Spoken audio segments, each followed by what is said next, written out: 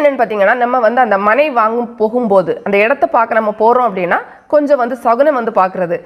இது வந்து அந்த காலத்தில் நிறைய விஷயங்கள் வந்து பார்ப்பாங்க. இப்போ நம்ம அது எல்லாமே நம்ம பார்க்கணும் கிடையாது. பட் இருந்தாலும் கொஞ்சம் கொஞ்சம் நம்மளும் வந்து பார்த்துக்கலாம், தப்பு கிடையாது.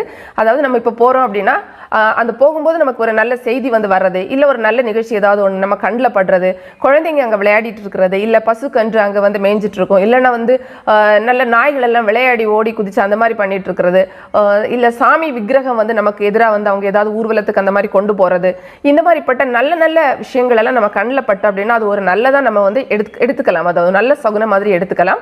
இல்லை நம்ம போகும்போது இல்லை ஒரு கெட்ட விஷயம் நடக்குது, நமக்கு ஒரு தடங்கல் ஏற்படுது அப்படின்னா நம்ம வந்து முழுமையாக அதை தவிர்க்கணும் அப்படிங்கிறது கிடையாது. அன்னைக்கு அந்த ப்ரோக்ராமை நம்ம கேன்சல் பண்ணிட்டு இன்னொரு நாளைக்கு நம்ம போகிறதுக்கு வந்து ட்ரை பண்ணிக்கலாம்.